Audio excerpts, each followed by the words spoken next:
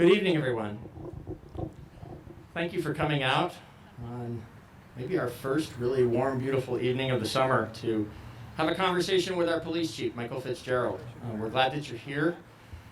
This is the beginning of what we know will be ongoing engagement between town government and the community and the police department and the community around issues of policing, what we expect of our police department and how those services are delivered here in Brattleboro, and the other services that are provided by nonprofit organizations and others as part of that national conversation that's happening about how those are calibrated, how these relationships are made, who's expected to do what, and what mix of those things is best for our society.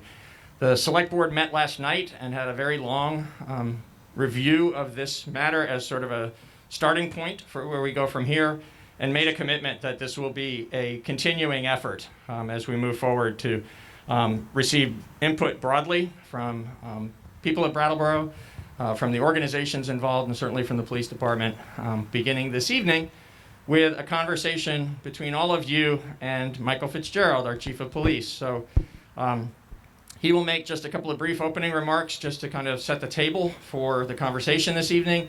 And then we're eager to hear the comments that you have, the concerns that you have, and the questions that you might want to ask of the chief. So without further ado, I'm sorry, I'm Peter Owell, I'm the town manager. I should have started with that, I apologize. Here's Chief Fitzgerald. Thank you. Good evening. I really appreciate everybody taking the time out of their busy schedules to come out here today to discuss what's on your minds, what's in your hearts, ask any questions that you would like of the Brattleboro Police Department, what my philosophy is, where do I think policing involves in the community, how the community could be policed, how we can do it better. We've certainly done some things that I'm very proud of, but let's make no mistake, there's things we can do better. There's things we're working on. There's things that I don't even know yet that we need to do. And that's why I really appreciate this gathering here. And I hope this is one of many to where I hear what is on your minds and what you would like to see, because that's what it's all about. I work for you. I police the community in the manner that you want the community to be policed in. And in order to do that, we have to have these conversations. Also, some people may not know what we do, how we're staffed, who we collaborate with, and I'll be more than happy to go as deep as you want into that. But this is your gathering. It's not mine to preach to you. This is your gathering to ask questions that you would like of me. We have a microphone right up here. So if you would like to, please come on up to the microphone and ask your question, and we will start this conversation. Thank you.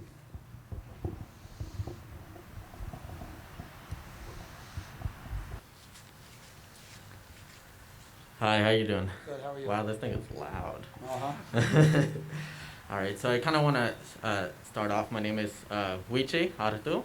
I'm a resident of Brattleboro. And I sort of wanted to start by sort of thanking you for actually creating this space. I do think it's really important for us to be able to come together and actually talk about this. I agree. I also want to recognize a few things as we create this kind of space in a pandemic, where in a pandemic that we know BIPOC, Black, Indigenous people of color, are more susceptible to dying, are more susceptible to getting these cases and being really sick, that having this type of community forum where we don't have any type of virtual access for people who are immunodeficient or more likely to, die from this pandemic. I just want to sort of recognize that, and that, moving forward, we should probably create some type of forum where BIPOC people have access to be able to voice their opinions and comments and questions. So I just want to sort of name that. Just to reset, just as an FYI, I am a resident, and I'm also I'm here as a representative of the Root Social Justice Center BIPOC caucus. So I also want to recognize that this must be a really hard conversation for you. When we talk about defunding the police, we talk about a reallocation of resources. And that means possibly taking money from the police department and reallocating it into other places. So I want to recognize that this must be a hard conversation for you, and I want to thank you for your courage to actually be up here and listen and like really open your mind to see what that actually means for us. I wanna continue by sort of responding to an article you put up in the Reformer. You had mentioned that you've done a lot of work in being able to sort of build trust in the community, and I do want to appreciate and sort of call out thank you for doing that work. I just want to sort of call out a few things. Like first of all, there was a mention of that you're trying to build trust in an atmosphere of systemic racism. I just sort of want to take that word atmosphere and change it into a legacy. We've literally built a legacy of systemic racism in this country since its founding. And furthermore, another word, it's not just particular departments that have, created this scenario for us. It is multiple people in multiple departments in multiple places in multiple states in this whole entire country that have brought us to this point across 400 years now. So just to sort of like bring this back into what this legacy is, starting where did policing actually start? And it started by the escaped slaves being taken and being put back into the master's hands as an unofficial police. And once abolishment came, this police force was then officiated to be able to control black people that were now supposedly free. And we see this use of police as a consistent way to be able to use crime as a way to keep oppressing. We've seen it in my colony of Puerto Rico. We've seen it with the massacres that have happened throughout the 20th century. We saw it in the 70s with the Black Panthers when they were deemed terrorists and the police used force to be able to control them and to be able to jail them. We saw it in the 90s with the criminal bill labeling people of color as super predators and being able to use crime and police as a tool to be able to incarcerate our black and brown brothers and sisters. And we still see it today. Literally a statistic that goes on in my head over and over and over. I look to my black brothers and sisters and I'm like, 1, 2, 3, 4. One of you will end up in jail. That is the statistic. And it continues today, and I'm having a particular hard time because I've actually been assaulted by a police officer. And I actually gone through the court trial and have them actually fired from their job. And have them then, after they get fired, stalk me, threaten me. In fact, that's the reason why one of the reasons why I'm no longer in that place. And as much work as there's been done in the department, there's still things that have happened here. I have friends that have been harassed and threatened by this department. And I stand here sort of having this courage of coming up here and being like, is the same thing going to happen to me? Am I still going to be stalked? Am I still going to be threatened? Am I going to be pushed away from another place because I'm a person of color? And I just sort of want to bring back the conversation of defunding the police, reallocating resources. Is not dismantling the job of being able to bring security and trust in our community. It's the fact that the word police doesn't inspire trust with people like me and my friends. The word police inspires fear.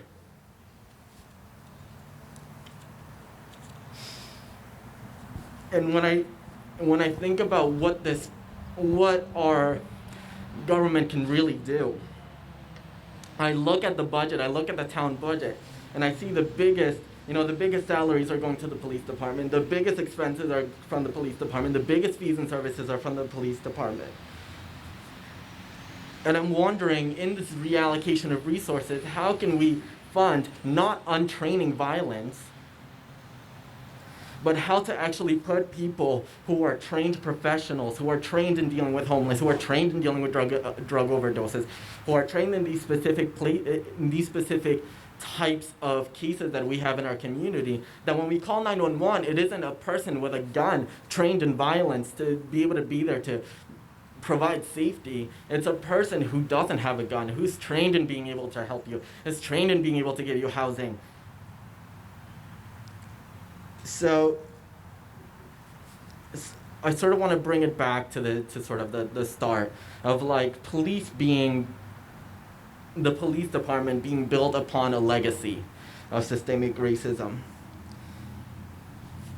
And I want this department, and this is, I guess, less of a question, more of a comment of like, I want us as a community, as a government, as a police department, because we are all part of the same community, to be open to understanding what it means to reallocate resources to actually, with efficacy, deal with the community issues that we have to build trust and to create safety in our community. Thank you.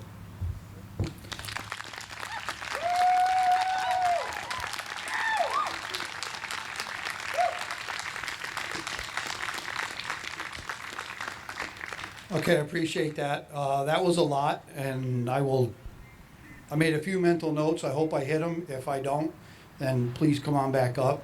First and foremost, about this type of forum, and the town manager and myself have discussed different options in different ways going forward on how to hold these type of forums, so we can do them virtually. We just thought that it was necessary to get out and address this quickly. So this was the best way of doing it. So in the future, there has been discussions about how we can try other methods to reach a greater audience. First thing, that when you were talking about your interactions with a police officer that was grossly inappropriate, nobody hates a bad cop more than a good cop. Let me tell you that right now, okay? All the stuff that is happening, the horrific, illegal, despicable treatment that law enforcement are doing across this country makes my job so much harder. It makes all the good cops' jobs so much harder. We're the ones that want them out because they are prohibiting. They are the obstacle. They are my barrier in reaching the community. If I have a police officer that acts inappropriate to an individual, let's say a car stop, you have a mother, a father, 2 kids in the back. They walk up there, they talk to the driver, and they have a really negative experience. And that was the only experience they have ever had with a police officer. What do you think the next experience is going to be like for that officer that interacts with that family? What do you think those children who have never had an interaction with a police officer before, what is their opinion? And it may be another 20, 25 years before they have an interaction with a police officer. What are they going to remember? They could be 35 years old before they have their next interaction. And they're going to go back and they're going to think how negative it was. And the cop that they're talking to probably wasn't even born when they had that interaction. Believe me when I say,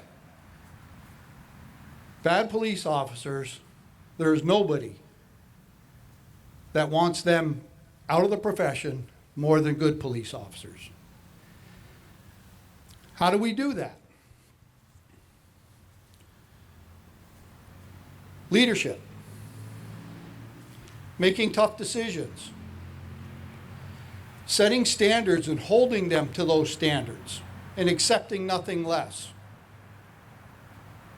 If you have a vacancy and it can't be filled with the kind of person that you want representing your department and interacting with your community, you better not fill it, because you're just asking for trouble by saying we're fully staffed. If there's a promotion to a supervisory position, which is critical in monitoring, mentoring, overseeing the police officers, you better put the right woman or man in that job. Probation period is for a reason. At the end of their probation period, if they don't successfully meet the standards that you have set forth in that position, they need to get reverted back to their previous rank. That's a hard conversation to have with people, but it has to be had. And all too often, it hasn't been had. We have had openings in supervisory positions at the Brattleboro Police Department for over a year that I did not fill, because I did not feel that we had the people qualified to fill that position. Now, did that send a message to the people that are eligible for promotion? You're damn right. That you're going to adhere to the standards and you're going to be held to those standards. Okay? We try to get involved as much as we possibly can with the daily operations of our officers. I'm very, very proud of that aspect. When part of our assessment of the Brattleboro PD, what we have done is at the end of roll call, we just don't let our officers go and then see you later 10 hours.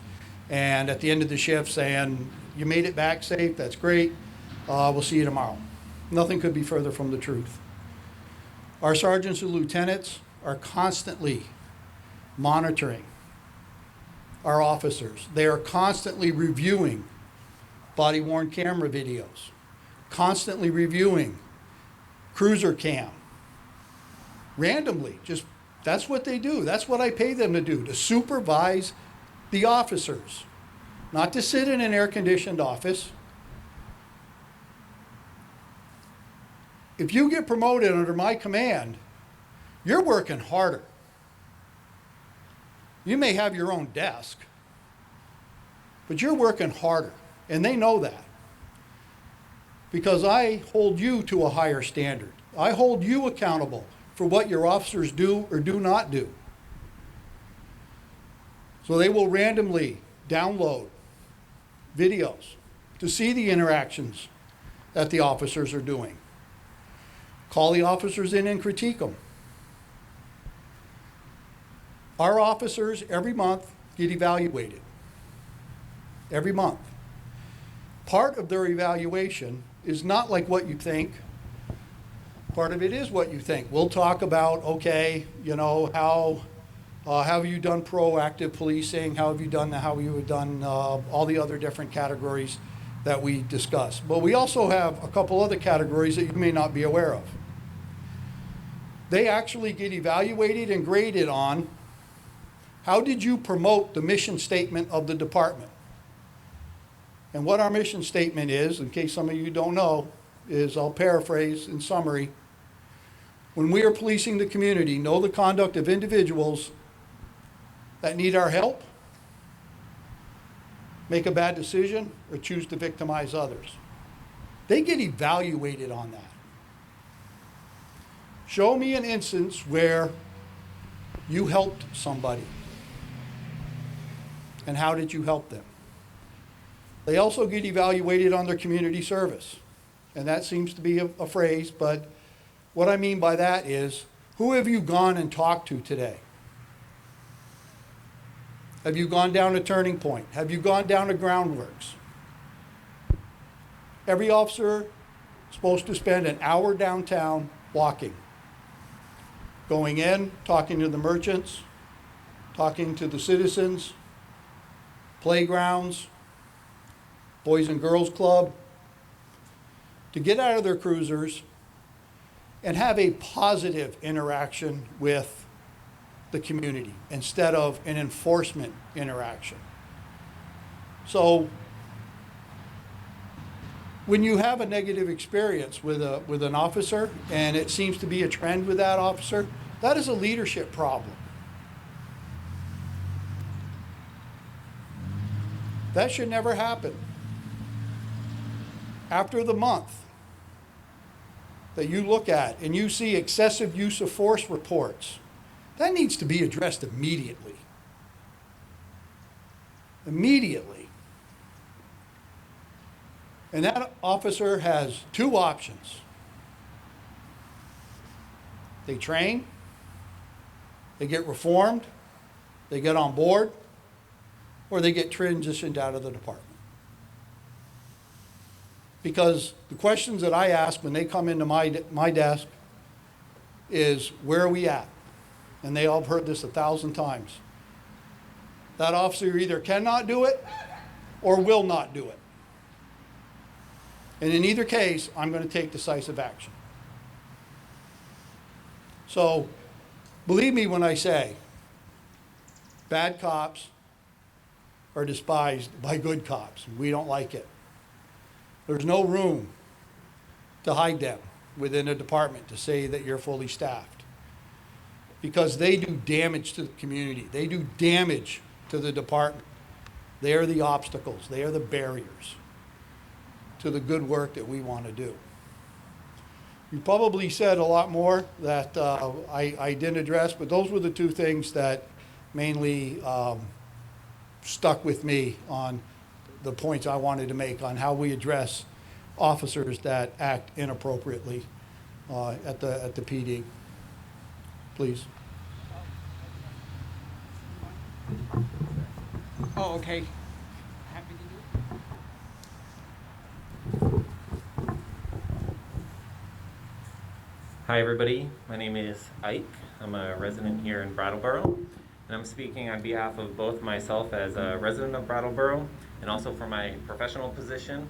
I'm a PhD candidate in sociology, which is the discipline that studies systemic inequality, and I focus on rural areas, particularly here in New England. So I have two brief comments, both in response to your response to Ichi.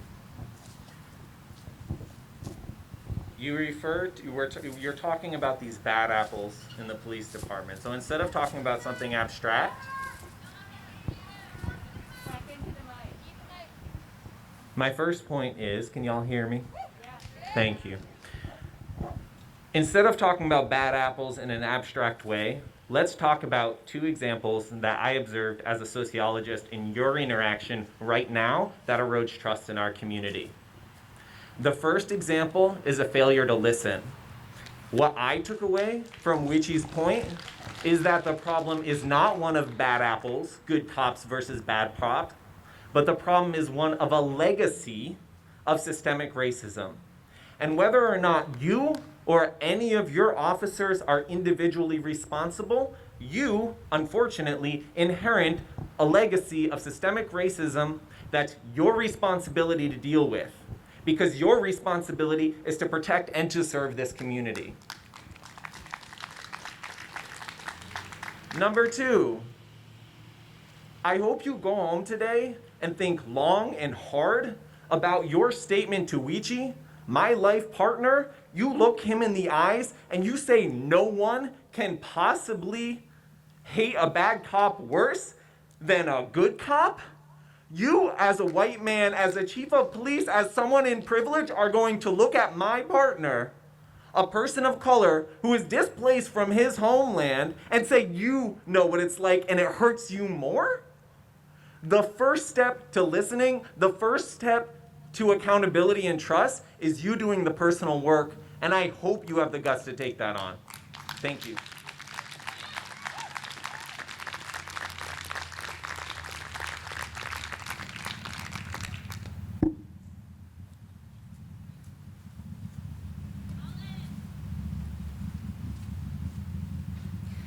Hi, my name is Abby. I'm a resident of Brattleboro. I think I just want to focus on 2 points.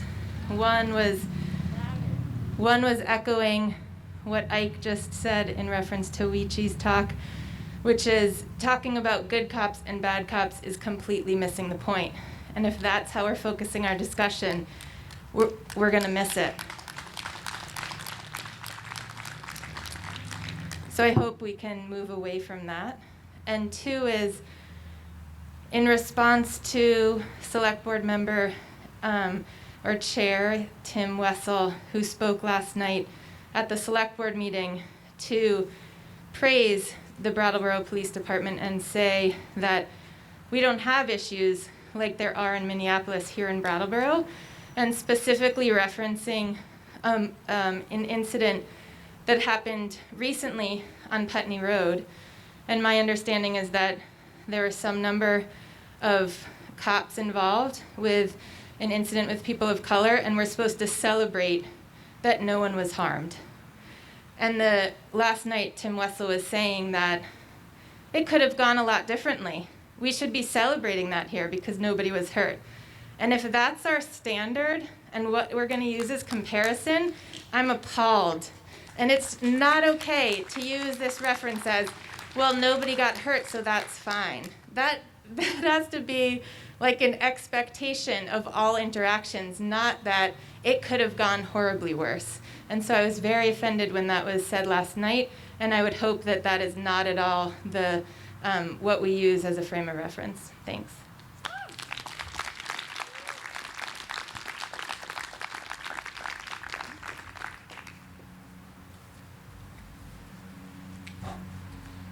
This down. Hi, everybody. Hello. Chief Fitzgerald. My name is Shay. I've lived in Windham County for 10 years. I think that there are a couple of aspects of the larger dialogue that I want to just mention briefly. One is that the kids don't know what they're talking about. I've worked at many different places in the area that support really vulnerable people. I've worked in the domestic and sexual violence response field. I've worked at a school for kids who have behavioral challenges. I've worked with an organization that supports people experiencing homelessness. And I'm an abolitionist. Those experiences in Brattleboro led me to develop abolition as a strategy and a belief in Brattleboro. We are not an exception. I am super grateful that the PD and your statements are not overtly racist. That's actually an improvement upon many other departments in the country, as you mentioned. And yet, I think that's missing the point of what's being asked by the world right now, which is to examine the institution of policing. The idea that the problems that we have can be solved post-game by people with guns instead of ahead of time with lots of money being poured into housing people, feeding people, getting people supports, getting people good jobs. That's what we're talking about. It doesn't actually matter if every Brat PD officer is doing the best job possible at their job. We're not asking for everyone to do the best job at a job that we think needs to relinquish some power so that we can add some power into some of these other areas that our community really desperately needs. I, as a white person, am looking at my budget with my partner and relinquishing some of the money and power that we have right now. And I would hope that our community and our town is doing the same thing. How can we give a little bit of that unearned power back to people of color and back to vulnerable communities to begin to even touch that legacy that Wichie is talking about? Lastly, I want to say that I have been a diversity and inclusion trainer for the Brattleboro Police Department. In one of my former jobs, though I had a lot of conflict in my heart about it, my job was to train our police about gender and violence. And I cried afterward. It was the worst day in my career of doing domestic and sexual violence support work. After doing this work for so long, supporting survivors who were sometimes in shackles during a sexual assault nurse examiner exam, that going into the police department and having a pretty disengaged, pretty defensive general response from that department when learning about the experiences of gender and sexual minorities and the legacy of a disconnect between the police and those communities. I teach 5th graders and 10th graders and college students and adults and nonprofits, and I got the worst response of my teaching career in this area, teaching the police about these issues. So I know that we're more progressive than most areas, but I don't think training is going to do it. I think changing that power balance, which happens in the budget, is what's going to do it. And that's what I'm hoping that we can do. Thank you for listening.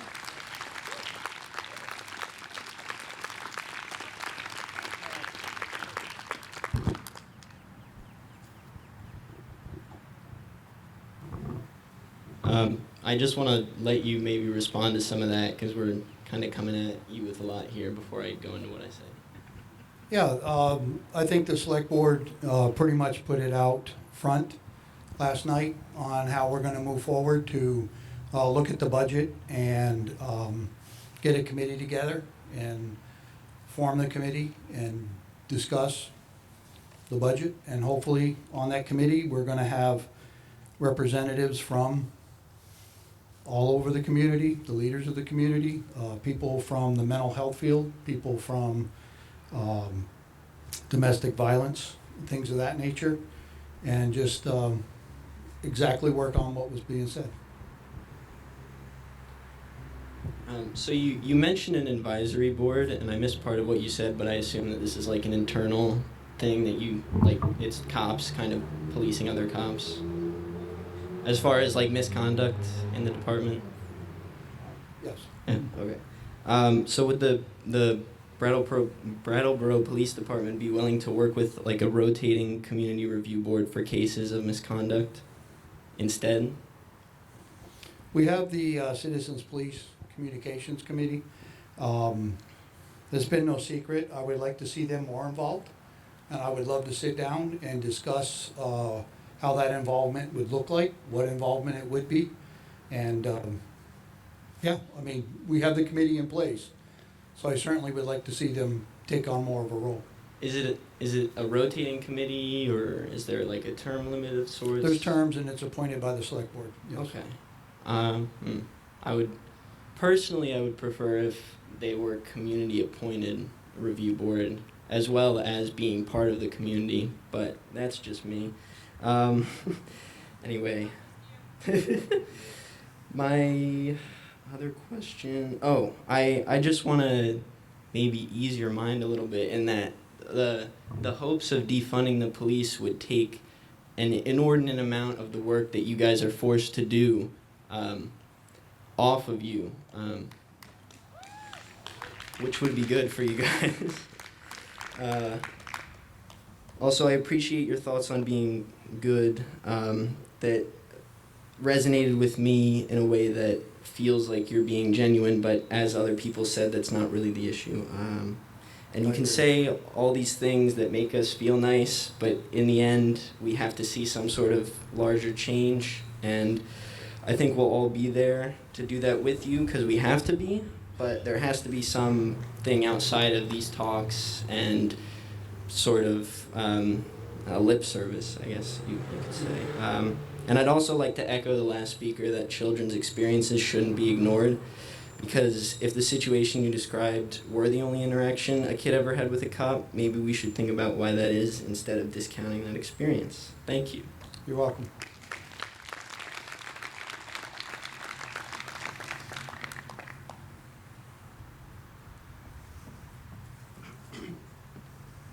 Hello, Good evening. I'm Felix, and I immigrated to this country 8 years ago from Germany.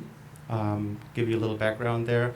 I am used to very different numbers in terms of like people dying every year from police. It's typically around 5 to 15 people get killed every year in Germany by police. Versus 1,000 people or more in this country. Germany has like 80 million people, so those are very different statistics, and I'm always like flabbergasted in how that is. Like,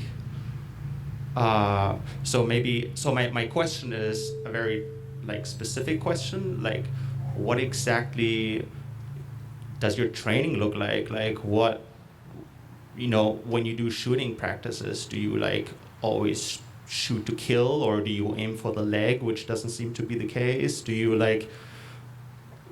what, do you have like psychological training in terms of how to deal with like dangerous situations? And so I just don't know at all how this works in this country here, but the numbers, there seems to be something going on where something's missing or something is really going wrong in a way. Yeah. Great question. Years ago, our training and use of force pretty much consisted of firearms training, and you go to the range, and that's what you did. My philosophy on use of force is much different than that. I think that you should spend more time in de-escalation tactics.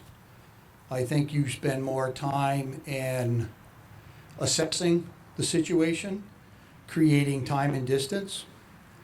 You spend more time in your skills and talking to people than you do with shooting at the range. So that's how we do our use of force. We have a qualification yearly that we have to do, so we do that. But then again, a majority of our use of force training is de-escalation tactics,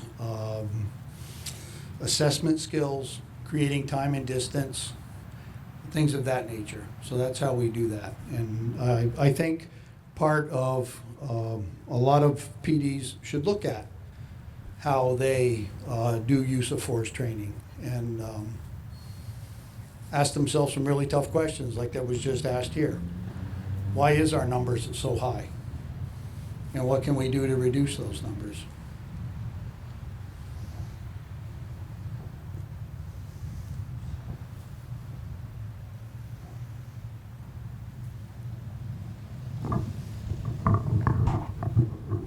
I'm going to just turn it around so I can speak to the audience.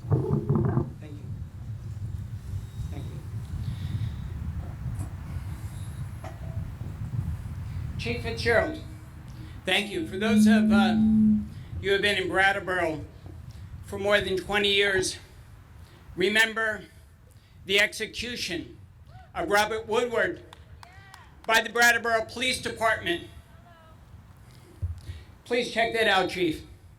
It wasn't when you put 7 bullets into somebody at a distance of 12 feet, per the eyewitnesses, and this young man with a 3-inch pocket knife threatening to kill himself, and the police come in and put 7 bullets into him after he's been spoken and calmed down by psychologists.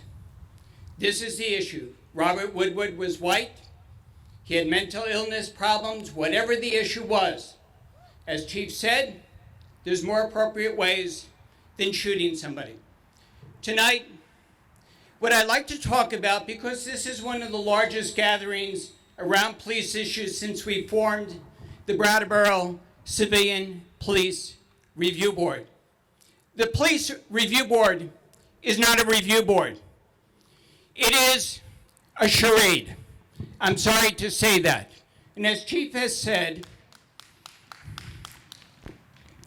it's not to vilify. I had spent a lot of time with Nicole, which you know, National Association of Civilian Oversight of Law Enforcement, which is the largest organization of police officers nationally meeting with local communities.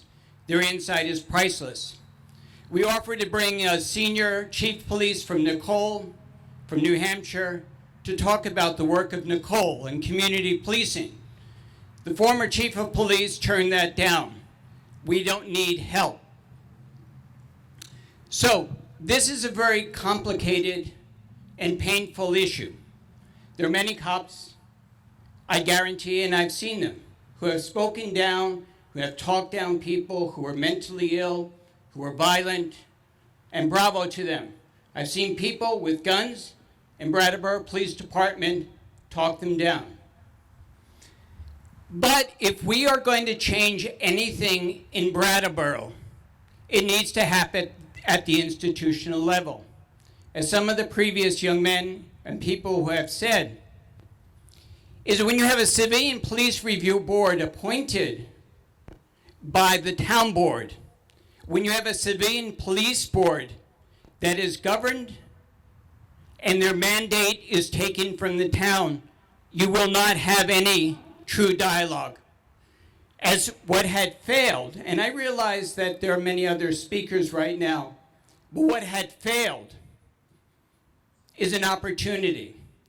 What the select board did is they took a very effective model of civilian policing and made it into a complaint and compliment. That's not the point of a civilian police review board. It's to engage in genuine dialogue with people on a genuine level, on an equal playing field. My point is not to compliment you. My job as a citizen is to be your fiercest critic. My job is to ensure that the police treat, respect, and manage and deal with a very difficult population. We have an incredibly diverse and difficult population. Many of the efforts to bring in mental health training to Brattleboro Police Department were rebuffed. Many of the suggestions that were brought in by many of the people in the community, after that meeting, there was a long list of suggestions almost 20 years ago. Mental health counselor on the police force. People are hired as social workers. People are creating a mental health task force to work with the police department. I agreed to take that list and type it up. Chief Martin said, no, I'll do it. 2 days later, I came back and he said, what list? I typed up the list and gave it to the select board. It was in turn turned down.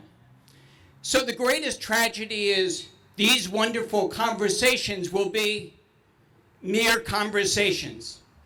The way to change things in Brattleboro is not through the polite patting us on the head, but is to work with the civilian police board. And I take this as an opportunity because I wrote to Chief Fitzgerald and we spoke about this a little bit. And his interest is, how do we have a true civilian police board where civilians and people can genuinely come to the table? And one of the dialogues was, how is that feedback from the community? And that's been missing.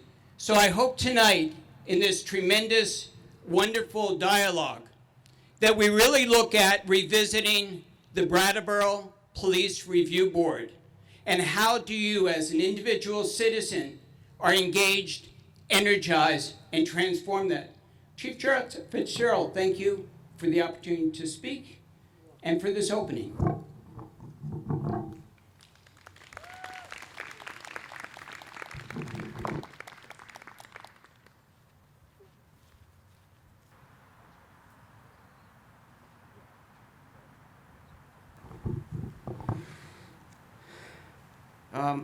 Hi folks, Chief, my name is Leo Schiff.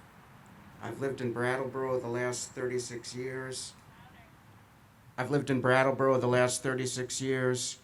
And I'm here because I love Brattleboro and I want to make it a better community.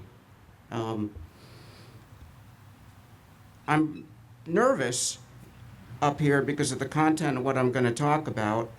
But at the same time, I want to acknowledge that I have an awful lot of privilege coming up here as a white, male, affluent, educated individual. And so if I'm nervous talking about that with this amount of privilege, I wonder what it's like for other people coming up here. So I was glad that the previous speaker mentioned Robert Woodward, and I want to go forward a little bit from that particular history and talk about a couple other things with the Brattleboro Police Department. So in 2006, officers of the Brattleboro Police Department tased 2 nonviolent protesters on a vacant lot on Putney Road. They were protesting development of a vacant lot by a fuel company, and they were chained to a barrel and they were tased by the Brattleboro Police Department. So when that happened, I organized a demonstration, and after that, we had a town use of force committee to review the Brattleboro Police Department use of force.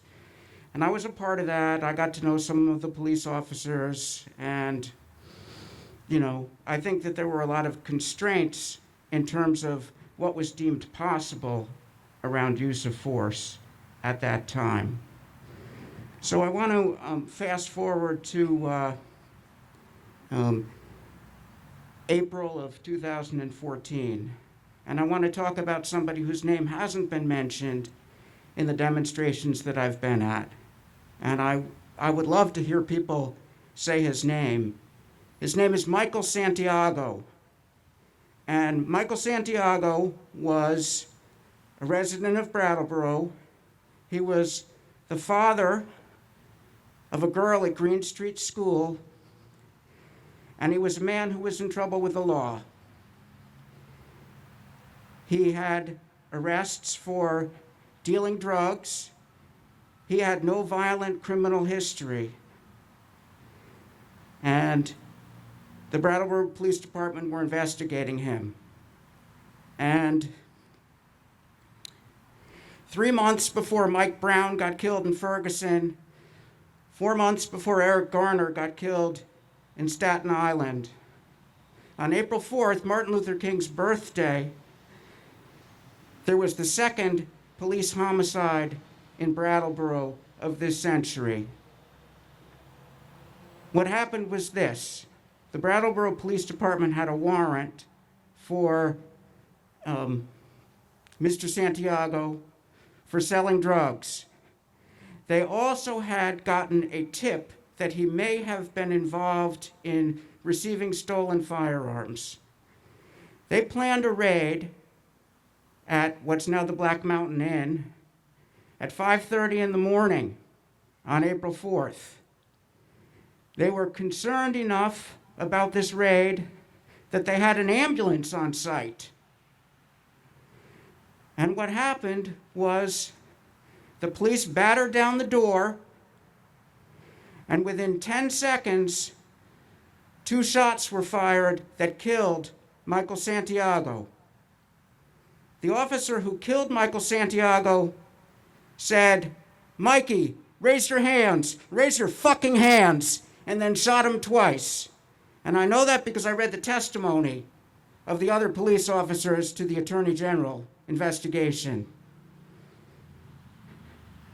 I was deeply troubled by that, and I've been troubled by that for the last 6 years. Because this is a great community, and if that can happen in Brattleboro, Vermont, it can certainly happen anywhere. And sadly, not much came of that in Brattleboro. We advocated for body cameras. We got body cameras. That was good. I wrote a letter to the chief.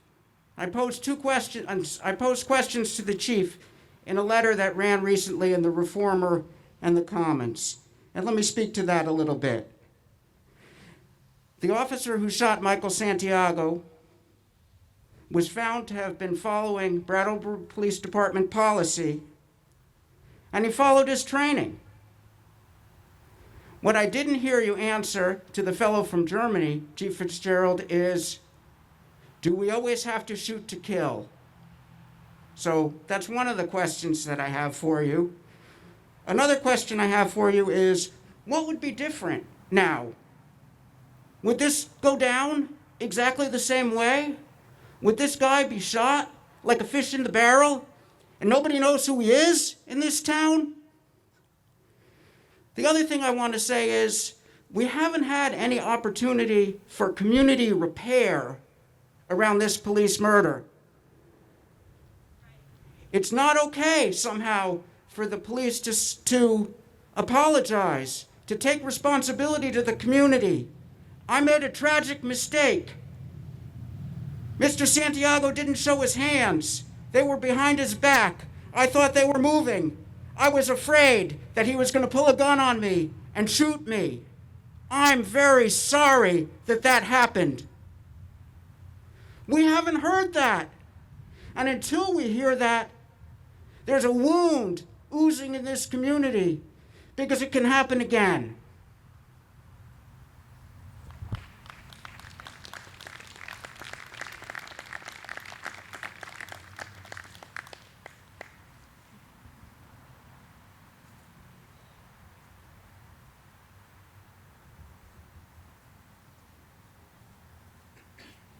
You don't have anything to say, Chief? I'm sorry? I posed you a few questions there. What would happen differently? Must you always shoot to kill? Is there any way to repair the harm in the community? 3 questions. Okay. I apologize. What would be done differently? Like I spoke about earlier, we're teaching more de-escalation tactics. We're teaching greater assessment of the situation. We're teaching time and distance. So those weren't in place at the time.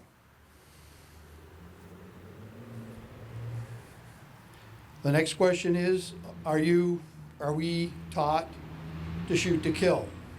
Nowhere in our policies is that a statement. And I'm sorry, your third question? Community repair. Well, that's what we're doing now. Okay? That's what we're doing now. And I'm going to need your assistance. I'm going to need your help on how we move forward.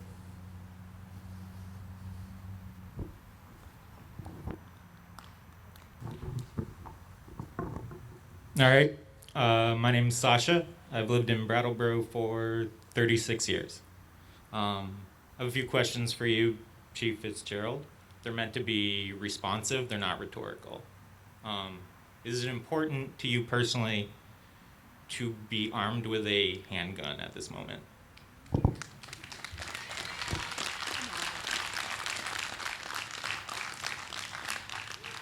Yes, it's part of my profession. Okay. First, I'll say that we know that the rate at which the Brattleboro PD pulls over white people in Brattleboro is pretty much directly proportional to the percentage of people that live in Brattleboro that are white. Do you know what percentage of people pulled over in Brattleboro are black? And if you do you know whether that is proportional to the actual population of drivers in Brattleboro? No, I don't. I ran off the top of my head. Okay. The answer is 4% are black, and it is not proportional. It's disproportionate. It's a lot more. It's more than twice. If you're pulled over in Brattleboro, do you know how much more likely you are to be searched without a warrant if you are black than if you're white? No. And if you don't, why don't you know that? Good question. The answer is 8. 8 times as likely if you're black than if you're white. You do collect this kind of data. My next question is, are you willing to be fully transparent to the public with these kind of data? Yes. So will you make public the same data you are already sending to the FBI?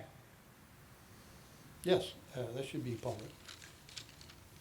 I'm talking about the data you sent to the National Incident-Based Reporting System. You know what that is? Yeah, yeah, You're willing to make that public? it is public. No, I mean the actual data, Sure. not the results of the data through the FBI. Then what are you looking for? All of the data, That I send to the FBI? yeah. The Yeah. same data you send to the FBI, not from the FBI, from you. That is public, yeah. How do we get it? Public records request. Okay. Yeah. Okay, my next question is related to your criteria of evaluation. You said nobody wants these bad cops out more than the good cops. Do you know if all of your officers exhibit a similar level, a similar statistical level of racial bias in their stops? Or are there specific officers who exhibit significantly higher levels of racial bias in their stops? And if there are, who are those officers? How disproportionate are those numbers? And what are you willing to do about it? What tough decisions are you willing to make? And if you don't know that information, why not?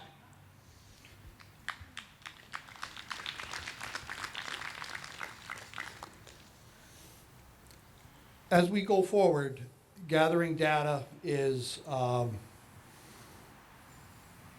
one of the strongest points that we had at the PD. We don't have a data clerk. We don't have, the system that is set up by the state is very cumbersome to withdraw data. That discrepancy has been identified, it has been discussed, and it's one of the areas where we want to look at and go much, much deeper in. Oh, so who are those officers and how disproportionate are those numbers? I don't know. I thought you just said that had been identified. No, that's what I'm saying. That's Oh, a okay. discrepancy that's identified, is the data collection that we have, the system, the staffing to do that. So, Okay, well, that data exists, you do collect it. no, it is automatically extracted. Are you willing to make that data public? Yes, So you will identify the stop statistics at an individual officer level? yes. Yes? Thank you. And my last question is, would you support the creation of an actual oversight body that conducts ongoing audits and has independent investigative authority? And I'm not talking about a committee run by volunteers. I'm talking about one with an employee or employees who have a degree in a related field and experience in civil, criminal, or factual investigation.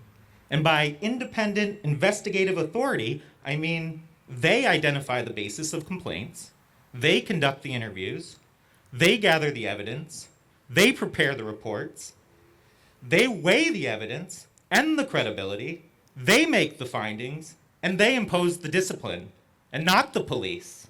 And if you wouldn't support the creation of that kind of an oversight body, why not?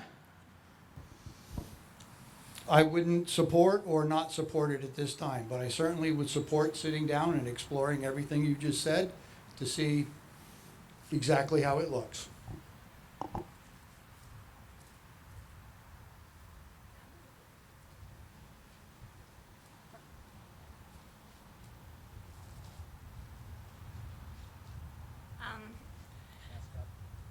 Mask up. I'm a notoriously bad public speaker.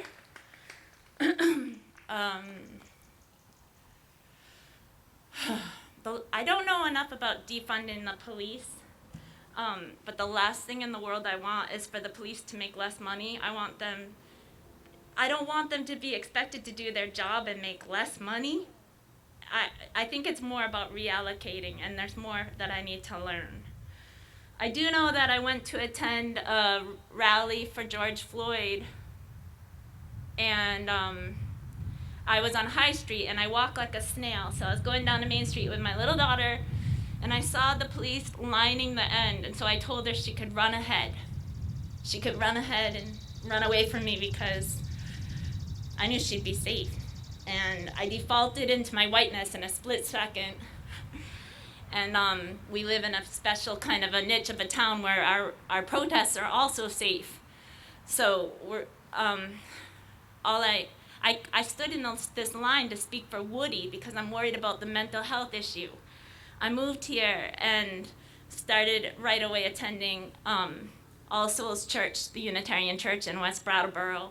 And I immediately was introduced to this town in a way, it was a couple months after somebody had been murdered on the altar with 7 police bullets.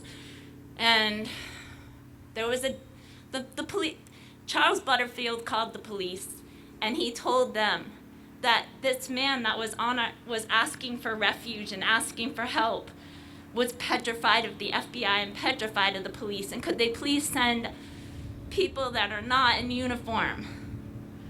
There was a lot of people I know in that room to this day. Some are dead now, but there was a doctor in the room, and after he was shot, she was not allowed to go help him. And I know that the police has come a long way since then, I hope. I hope that nobody that murdered that man that day is on our force. I'm sorry, I don't know. I know that the town got awful tase happy when they handed out the tasers, and they did tase a man that was shot, already tied to something. But that officer, one of the officers is no longer working for the force, I know that. But lately I've been seeing I keep bumping into this black lady that seems kind of mentally ill, and she's just wandering around the streets, and I keep wondering if she's gonna get murdered. And I help with Edible Brattleboro, and people were wondering why people of color don't want to, or what black people or BIPOC people don't want to come be in our gardening club. And it's probably safe in Brattleboro to be in our gardening club, but would you want to get murdered over picking some free snap peas? I don't know if people that are of color feel safe in public spaces. I know people that are spokespersons that are better than me don't feel that they can occupy public space if they have dark skin or a different, religion, if they're Muslim, different things. But the last thing, I want to reserve my right to call 911. I want you guys to have more pay, and I want there to be a lot more mental health training. I want to know that if somebody's mentally ill, they're not going to accidentally get shot. That's about it.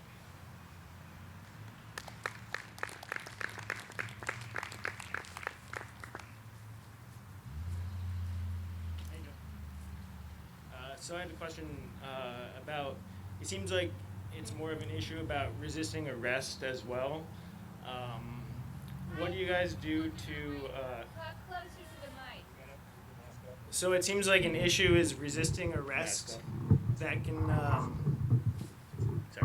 Seems like resisting arrest is a big issue. Now, as we saw in Atlanta,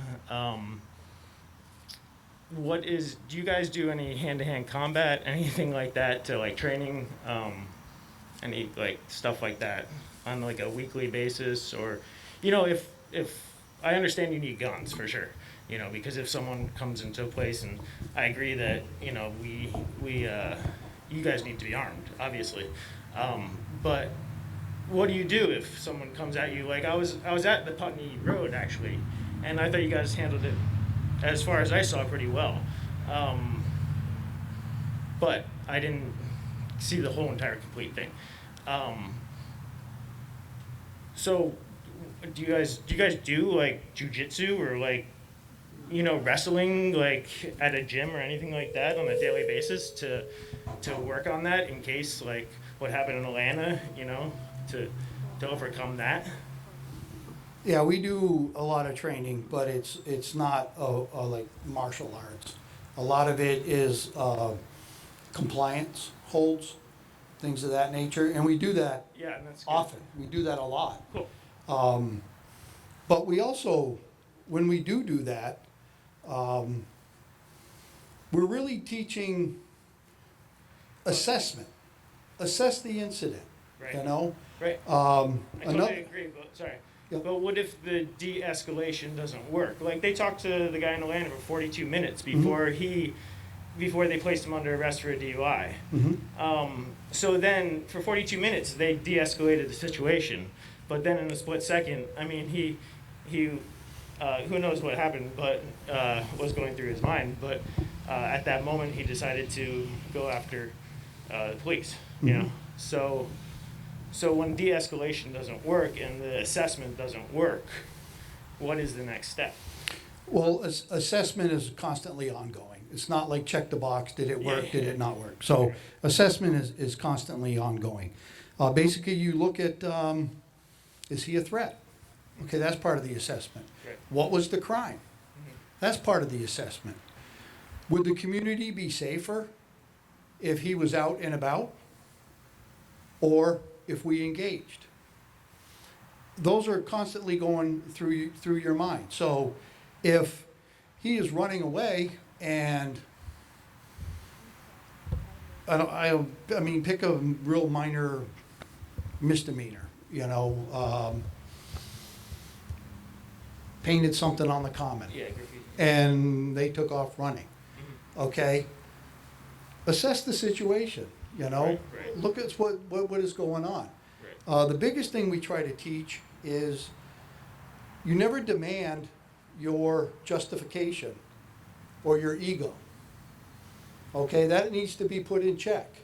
Do not demand that you were right. And don't demand that of others. Okay? Egos play a big part in it. If I ask you to do something and for whatever reason you really don't want to deal with me, but you have no problem dealing with that officer, deal with that other officer. You know, why am I going to impose my will on you? Another thing that we try to look at, and I think we do a really good job at is when we teach, is if you get involved with an individual and stress is high, a lot of anxiety, that officer gets out of there. Okay? When the other officers come on scene, you get out of here. Go get in the cruiser. Because you're amped up, everybody's amped up. The officers that just came here, they're a lot calmer, and that's what we want. We want calmness. You know, we want everybody to be safe. So, you know, we're constantly assessing the situation. What do we have going on here? And what did the person do? And would it be unsafe for us to engage? Cool. I And I mean, do think in the past couple of years you have stepped up your on-foot traffic in town. I've noticed. I've seen, you know, you guys be hands-on a lot more. I do notice, like recently, everybody doing the birthday parades. It's always the fire trucks. You ever think about sending the cop cars as well? oh, we've done a few. Do you? Cool. Yeah. Sweet.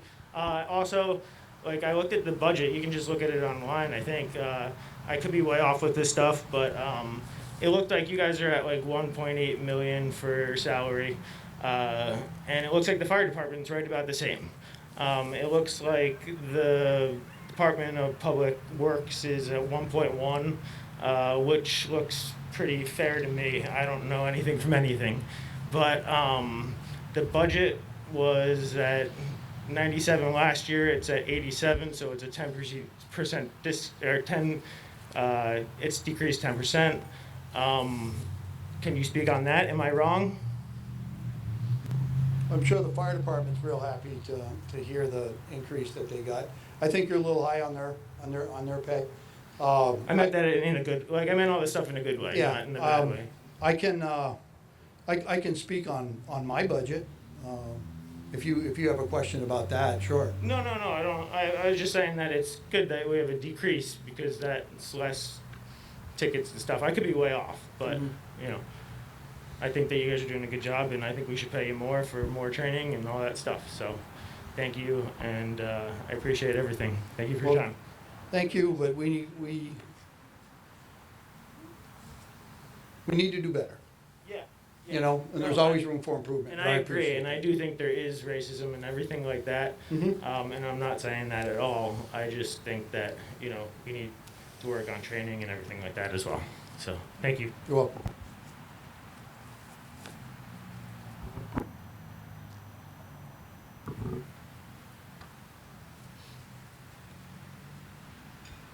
Thank you for coming out.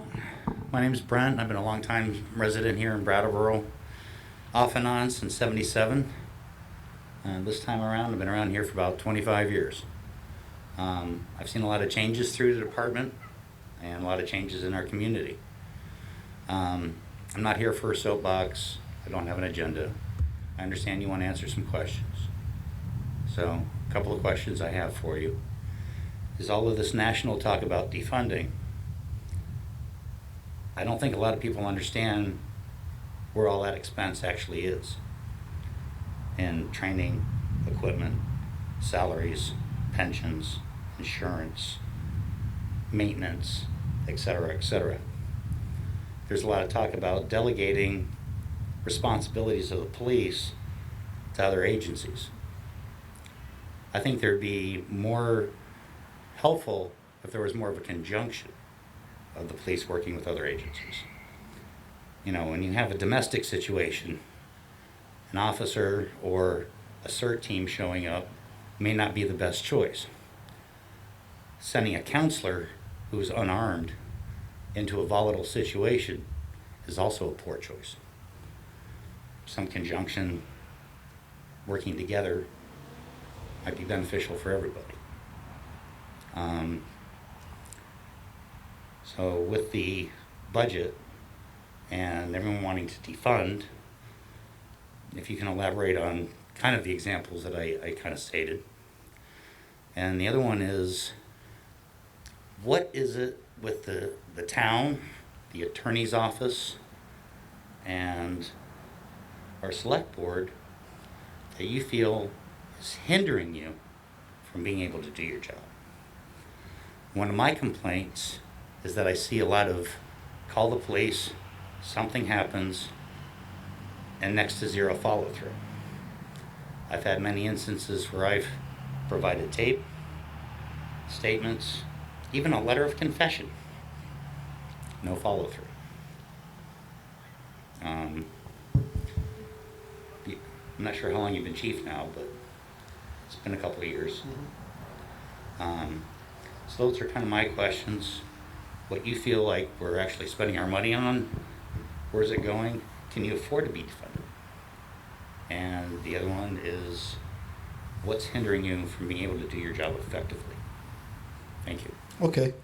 Majority of my budget is personnel salary and benefits. And that is agreed upon through a collective bargaining agreement between the town and the police union. The remaining part of my budget is operating costs. And there's some flexibility in there. What I mean by flexibility is there are some things that I control, and there's other things that I don't control but I have to pay. Like I have to pay the state to use their system for our reportings and things of that nature. So, and I have no say in that. If the state comes back and says, we're now charging you this amount, then that's what we pay. But there's other areas where I have a little bit more control over. That would be like training. My training budget this year is $27,000 for a department of 23 people. So, little over $1,000 a person per year. And the average cost of a day training is somewhere around, we'll just say $300, okay? And that doesn't include anything other than the actual training. So we have to be really, really careful on our training. Some of the trainings that are a week or 2 weeks long, they can cost upwards of $2,000 to $2,500. So, you know, that's a pretty big chunk out of the training budget. So we really have to look at who's going where and how important is that training. So that's pretty much the lion's share of our budget. Do we work with other agencies throughout town? And my answer to that is resounding yes. That's critical. That is absolutely critical. People that know me, that have heard me talk, this is nothing new that I'm going to say now, is we are not mental health experts. I have never said we are mental health experts. I have never went out and proposed that we were mental health experts. Basically, what happened was, as mental facilities across the country or in the state closed their doors, it became a law enforcement problem. It was dumped at our doorstep. There was no chief that went around and said, hey, we want to do mental health calls. We're all over it. It became our problem. By default, it became our problem. And that created some pretty tragic incidents where we weren't properly trained in it. We're getting better, but nowhere near the level of an individual who has spent years and years and years in studying it and understanding mental health crisis. So we do have a social worker on staff that we rely on. We have a great partnership with HCRS that we work with quite a bit. We work with domestic violence organizations within town, within groundworks within town. Just most recently, some of the things that I personally felt was not a law enforcement function was homelessness or panhandling. And once again, if you've read some of my papers or heard me speak before, homelessness is not a crime. Panhandling is not a crime. And we effectively did not respond to those calls. Caused quite a backlash, but I feel strongly about that. Groundworks is better suited to address those kind of issues. So, working through and with Groundworks, when we have an issue that deals with somebody who they can help, we call Groundworks. And they do a phenomenal job in connecting people with the resources that they might need. So yeah, we work hands down. I hear a lot about the, I guess you were talking about how I feel about defunding and things of that nature. I hear a lot about that. I just want to throw out a word of caution on that is, before you volunteer an organization, make sure you talk to that organization. Does HCRS have the staffing? Do they have the people? Are they set up to do what you ask them to do? Same way with domestic violence. You want a community crew to go out and answer domestic violence. Well, how is that going to look? Who is going to do that? Who is going to staff it? Saying we're just going to take it out of the police budget and throw it that way, okay, so now we know where the funding's coming from. But what about the rest? There's a lot of spokes in that wheel. What authority do they have? Who's going to train them? When do they call us? When do we respond? I am in contact a lot on a daily basis with those organizations. And we do have great conversations about what is police role and when should the police intervene and when should they go. So in a nutshell, what I'm hoping for is when we look at this reform and as we go forward and how the budget's going to look, how the police is going to respond and our responsibilities when we do this committee, I sincerely hope that they do have representatives from the mental health field and from domestic violence and from, human services at the table. So we can absolutely talk about who can best suit to do what. But what is not going to change, and this is very clear, is when you call the police department and you say, I want to report such and such, I want to speak an officer, we're going to go. We're going to go. That's our job. So we're going to respond. You know, I don't think you're going to hear us say, I don't think you want a person who answers the phone, dispatcher, to say, no, that sounds like a mental health problem, you need to call this number. Or, hey, that sounds like a, human services problem, you need to call this number. So there's a lot of things we got to work out, and we need to change. That's why I'm here. We need to change. We need to look at how we're doing business, and we need to do it better. So I applaud the select board for coming up with that idea of getting a committee together to have representatives from the communities and all the different organizations and coming up with a really, really solid plan that is sustainable and as we go forward, constantly getting better.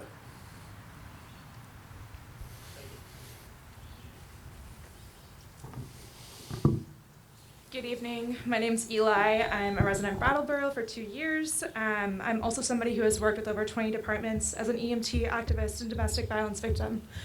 I'm also somebody who's faced police brutality and been told that I'll never see the day of light before going into a cell. I'm also somebody who has witnessed police brutality, predominantly perpetrated by the New York City Police Department and Boston Police Department, that is very racially charged. And this hurts to be accountable and transparent today with you because we have worked together. We have sat in the same office, we have had discussions around this community, and I do see some of the intention behind the work that you do. That said, I'm also aware that there is still an officer on this department who perpetrated racially charged violence within the past year, for whom has faced no accountability. And that is a problem, because that officer is going to continue to perpetrate more of the same kind of violence year after year after year after year, and who is eventually going to hold that officer accountable? When is that going to happen? I'd love to know that, because that happened within the past year. And after that incident, I got to interact with him.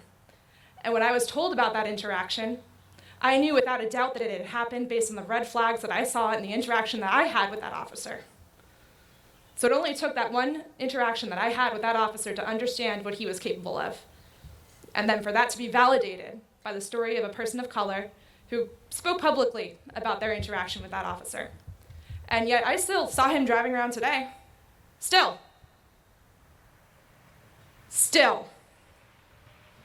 I want to live in a world where people do not fear police officers or other human beings. That is the world I want to live in. Today, standing before you now, I am in fear of you. And I know that there are others who are in fear of you because they're not here. If you look around this crowd, there's predominantly white people here. Why is that? Why?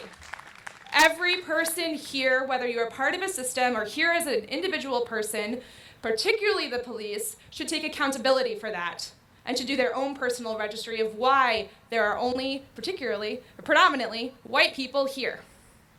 Our community is a very diverse community. Very, very diverse.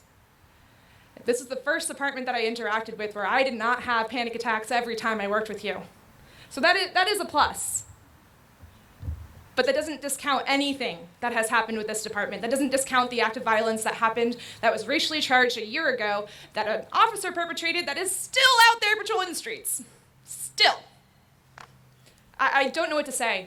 I don't, because I have filed complaints about that officer. I have spoken to his supervisors, and he is still here, and I still haven't heard or seen of any accountability. And that really gets me going. So it has been very hard to work with y'all for the past year. That is a part of why I don't fill the role that I currently do today, because I can't do it anymore. I can't be in EMS departments that say leave the body and find the needle. Their life doesn't matter. I can't work with police departments who don't value each and every one of their citizens, so much so that they create a welcoming space for all to be invited to hear what they have to say, and they validate those statements. And they hear, and they listen, and they create action. This is exceedingly hard for me to do today because I know that from here until Friday, I'm going to disassociate. It is really hard for me to look at the eyes of an officer when all I see is every single act I've ever witnessed or been a victim of. It's not that it's not here, it's just that we don't hear or talk about it here. It happens here. When you look at bigger departments and you see that it happens day after day, year after year, yeah, because it's a bigger department. They have more than 11,000 people to take care of. It does happen here, and it probably happens here at the same rates that it happens in Minneapolis and New York City and Boston. Because in working with your officers alongside them, I saw the same red flags that I saw from the NYPD and the Boston PD that resulted in people getting tear gassed in cells. And then I come to find out, sure enough, yep, it happened. There is racially charged violence here that is happening, and we're not publicly hearing about it. And there's not a public outcry because no one's talking about it. Create safe spaces where people can be heard, where accountability can grow. It doesn't happen right now. And that's a problem, because the same act of violence that happened a year ago is going to happen again until that officer is held accountable. I can 100% guarantee that, having worked with that officer myself. I hope you take that into a lot of consideration tonight.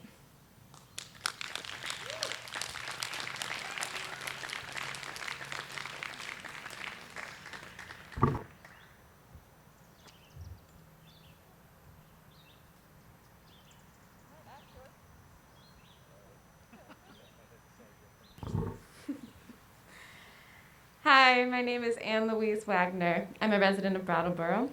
I'm also an educator. And I'm inherently a part of a system that oppresses people due to their race, class, ability, and more. And because I'm a part of that system, I need to take the time regularly, especially as a white person, in order to check myself and recognize how I'm perpetuating it, even though I feel like I'm doing a good job.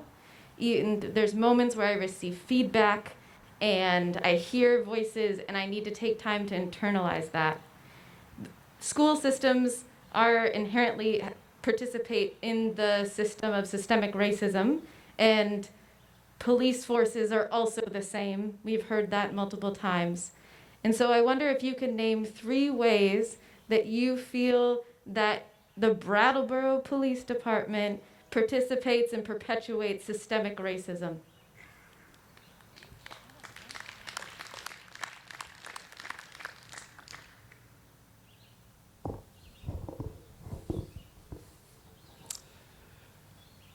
First and foremost, I'd probably have to say in our testing and hiring process. Okay? What we have done in the past has been on our website and through the Vermont Criminal Justice Training Council. We haven't gone out and sought a diverse applicant pool until probably the last, well, I want to say year and a half. Okay? So we're working on that, and we got together with the Diverse Workforce Committee, and which was it's a subgroup of the Community Equity Collaborative, and we have worked through them on how we can reach out to the different universities that are around the surrounding areas. We don't go very far. I don't have an official recruiter, you know, it's not in my budget, but we will go as far as west as Albany. We'll go down to Springfield, Mass area, and then over towards the Manchester, New Hampshire area. So we really expanded our search for the different universities. We go online now to various police officers, organizations that are made up of people of color and advertised there. And So we've expanded that. That's the first one that it comes glaring to me in my mind on how we need to work on better, on breaking the systemic racism, on just, okay, you know, this is how I think. In other words, another way too is like a lot of in our interview questions. Okay, we have to look at our interview questions on how we do that. When we talk, we have to make sure that people feel more inclusive when we talk about it. And I make the mistake all the time, you know, not everybody has this type of family or grew up in this type of family. So we have to look at that. We have to look more at our testing. I don't have a lot of control over the testing, but I know the academy is looking at updating their testing, going in that way. But that's what glares, that what immediately comes to mind when you say that. Thank you. I also recognize there's been so many people who have already pointed to many examples who have spoken already, and I'm sure more to come. And so continuing to listen, I think this is filmed, so you can rewatch. Mm-hmm. There's been people who have been so vulnerable and honest with the way that systemic racism has showed up in Brattleboro. And so I encourage you to keep listening and connecting with local organizations that are doing this work. The Root Social Justice Center, Lost River Racial Justice. There's many groups out there that are doing this work. And just continue to check yourself in that way and your team in that way. Recognizing you talked about leadership as a really important component to making sure that policing is done in a way that's equitable and not perpetuating systemic racism. And that is a piece of you needing to make sure you have those answers. Thank you. Thank you.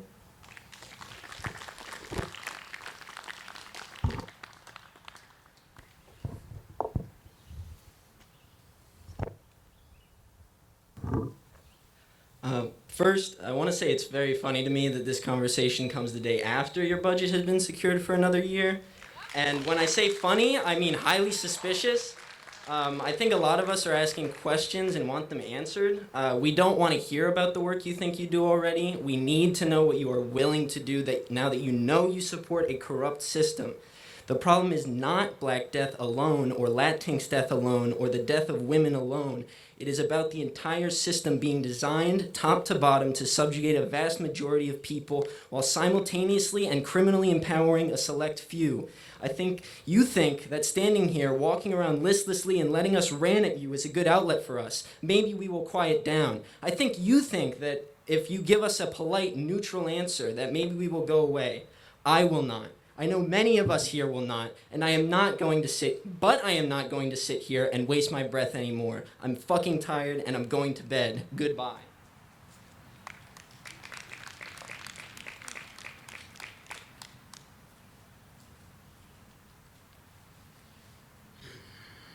Hello, my name is Doran Ham.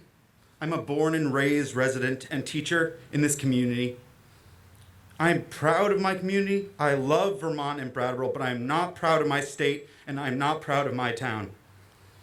We talk a big game of how liberal we are, but the amount of time it takes us to enact any actual action in law makes us actually very conservative. Myself and every single white resident here needs to take a deep look at how we dismantle the systematic racism in our community. It's our job to do our own homework and then have a talk with our neighbor who believes differently. Then, activism in Vermont is boring in comparison, but it is so important and so effective. Every person here should be reading. I'm also here as a member of the Tenants Union of Brattleboro. If this is not just a performative forum, why not have it happen before the select board votes on the budget? This forum effectively silenced those calling for abolition and defunding, and also only gives voices to those calling for reform. We know reform does not work. We have the history of policing to prove this. If the police were serious about making a change, what will you do to directly respond? Will every officer be willing to resign and disband the Brattleboro Police Department and use those funds to create something far better? If you care so much for your town, would you be willing to make that change, to dream of something better? We think not. We talk about being so progressive as a state and a town. Let's actually enact a different model to how to manage the world of policing. Thank you.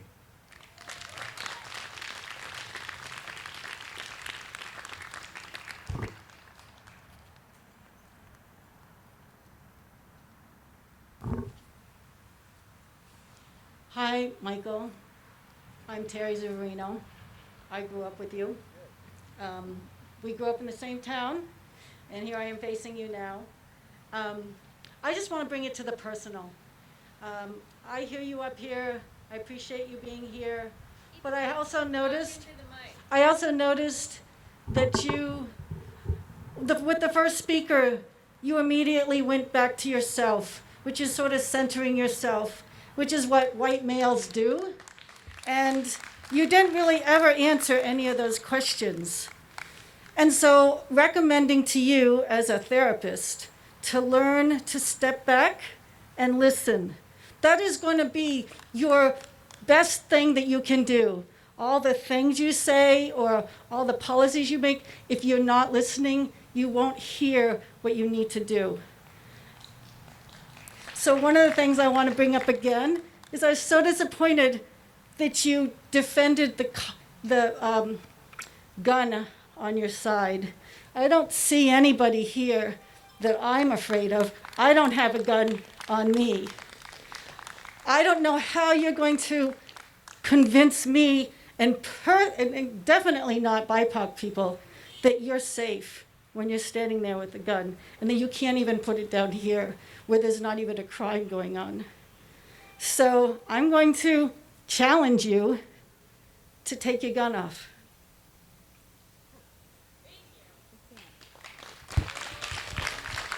No, I'm sorry. No, it's part of my profession.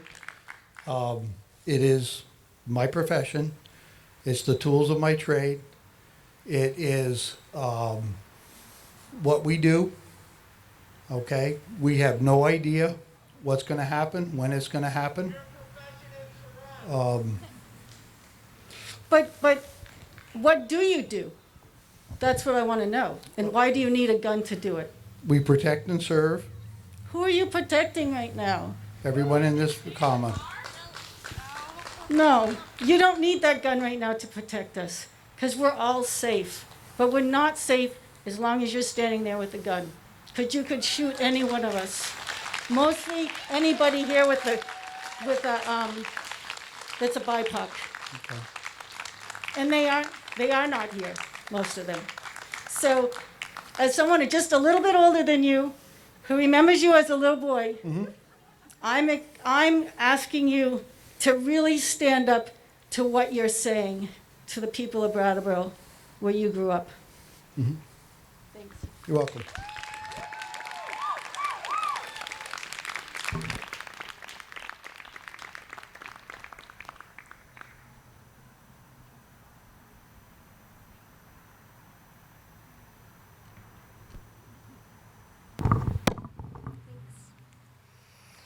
Hi, I'm Sonia. You've been hearing a lot today. You've got a few more to go. And then it's gonna keep going after today too. I kind of wanted to say similarly about showing up here with a gun and just wanting to say that you saying that this is my profession, this is the tool of my trade, undermined everything you just said about how community policing is an effective thing that you all are trying to do. And one of the things that Brattleboro police could do, which would be so radical, would be to disarm. And what would that be like in our town? And could we be an example for disarming our police force? Maybe not all the time, but for situations like this, and for, I think I heard actually on like a mainstream media source recently, something like 80% of cop interactions are for misdemeanors. Like, just don't have a gun then. Don't have a taser, just don't do it. Anyway, that wasn't on my list, but that had to come out. I will say though that I've also interacted with other cop forces and other places and cities, and as a white person, as an activist, I've put myself in situations to have confrontational situations with police in a way that people of color, it was forced upon them. I made active choices to show up to protests, to take risks, and interacting with police forces that are full of militarized equipment is so traumatizing and scary, and I really appreciate that Brattleboro Police has made the decision, and that Brattleboro as a town has made the decision to not purchase that kind of equipment, because I do think that when police forces buy that equipment and use it, if they buy it and they have it, they use it. So I appreciate that you all haven't done it, and I think thinking about disarming is an obvious next step. I object to the framing of good cops, as many people here have said. Like, I can't say I'm like a good white person. Like, I am a white person swimming in a sea of racism and white supremacy, and I struggle with that, and I face that, and I confront that every day. And I really appreciated that you wrote a letter to the paper condemning the use of force on George Floyd. That I just feel like that wasn't going to happen in our country 10 years ago when we were facing police violence in communities of color. And I'm wondering if there is something that you all can do, or that the select board or the town can ask you to do, to actually do real organizing on a national scale among federations of police officers. Like, I know you've said cops only listen to cops. Like, can you do more than write a letter? Can you do more than talk to the people who you are in relationship to? Can that actually be part of your work plan? Can you be evaluated on that? If you really think that good cops is a possibility, can you do something like that nationally, where we know that violence is so extreme and so constant? I also just kind of want to say about the disarming thing that I appreciate that you say there's things that need to get changed, and that there needs to be some kind of community panel and a process and everything. I think we also need immediate steps, and we need a longer term solution. But I think just hearing a few things that you've said so far makes me feel like these solutions can't come from you. And I don't think they can necessarily come from folks who are part of the police force right now, that it was like so hard for you to think that, like, oh, if someone calls 911, you don't actually have to go to and call someone else to get a mental health professional. Like, 911 doesn't just have to be EMTs, fire departments, and cops. Like, what if there were other people that you could call that would be on call, that we pay, that we train? Like, I think there's creative, community-minded solutions, and I don't think they're gonna come from you, and I think that you have been brave in many ways to put forward this forum and just be like, I'm gonna stand here and get talked at. You've been very defensive, and you've also hurt us a lot, which I appreciate. But I think that there's a humility there, that you all aren't gonna come up with these solutions. This is part of a larger conversation. You all aren't gonna decide your funding. The select board and the town meeting representatives decide that funding. The fact that the police force gets, I think, 12 times what human services gets in our town budget is not up to you. It's up to us, and it's up to our select board. And your defensiveness is not going to help that process. And if you're more open to understanding that this is going to be different, things are going to change, and there needs to be more creative and community-minded solutions, I think it'll be a lot less painful for all parties involved. I've got two kind of questions. One is, I know you said that you'd already stepped back as a police force from working with folks who are experiencing homelessness on the streets, and I'm wondering, in the last few months, my understanding since the pandemic started is that basically anyone who is experiencing homelessness in Brattleboro essentially has been housed for the last 3 months, and Groundworks and other folks are working to continue that level of funding. And I'm wondering, you don't have to answer right now, but it would be great to get this answer at some point. How did that impact your workload and what the cops have done? Like, these last few months is a really interesting case study of us actually directly addressing root causes in this kind of odd way, and how did that impact policing?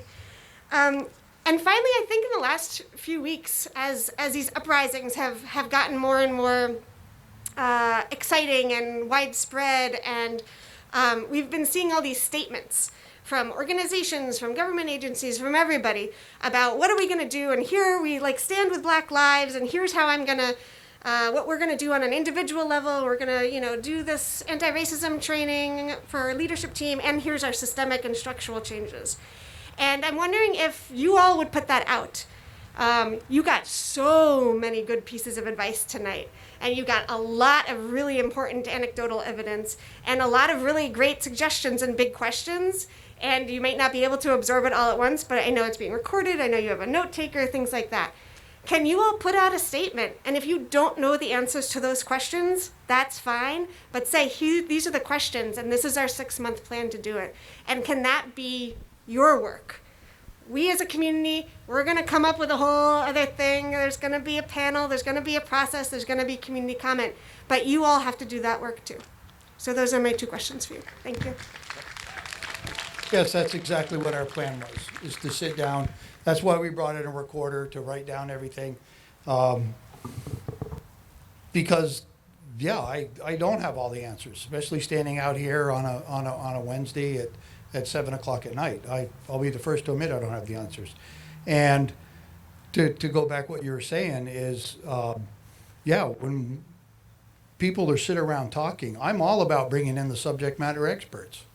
I'll be the first to admit I'm not a subject matter expert on human services or mental health or addiction, substance misuse. Not at all. It certainly affects us, and I would definitely like to know who I can go to get their support and get their advice and get their training. Like, how should we respond to this? How should we interact? How should we talk to them? They don't cover that. But yet, it's a fact of life. That's something we deal with. So, yeah, when I apologize if you think I got the impression that I knew all the answers and I was going to sit down and dictate. Nothing's further from the truth. I'll call in everybody at the table to say, how are we going to do this?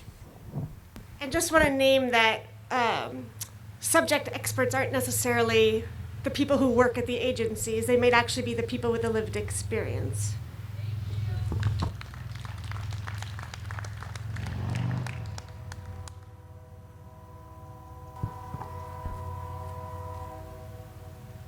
Hi, good evening. My name is Brittany.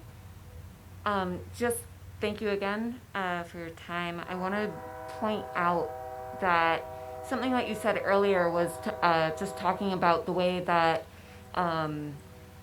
human services, medical services, even the education field has had money taken from it. You said something specifically about not being, those fields don't have the capacity necessarily to handle the people that you interact with. I want to point out and remind us that that isn't because of them. That money has been taken from those fields and a lot of times redistributed in some cases to the police department. Like we have heard the numbers and the fact that there is a big there is much more money in the police department than these fields. And I understand that that is a community issue. That is when we are being called to really look at things like the budget, which was voted on last night. And this is a moment for us to come together. I'm really happy to see the numbers here. I recognize the people who are not here. And I really urge you to take the time to look at the way systemic racism, the way white supremacy is inherent in your police department and in the police departments of this entire country. Like Wichi said at the very beginning, I want to bring it back around to the legacy of white supremacy in the police department. And that is also what we are talking about. So just on a human level, like I really encourage you and the police department to do that work and to know that the community is here. Some people are doing that work. And this is just that invitation to continue doing that together. Again, with all the nitty-gritty pieces that were mentioned previously, that is all crucial too. So thank you.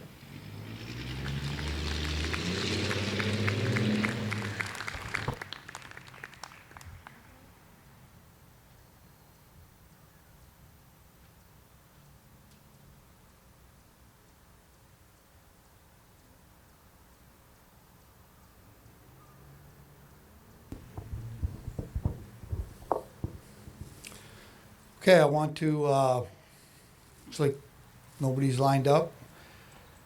I really appreciate, once again, you coming out tonight. It was a certainly lot to absorb. And to go back, look at, research, do some self-reflecting on how the department interacts with members of the community, how the community views and sees the department, and heard some really good ideas on how we can move forward. And I certainly look forward to starting that work and doing what I can as we can have some positive change within the department and within the community. You good? Thank you very much.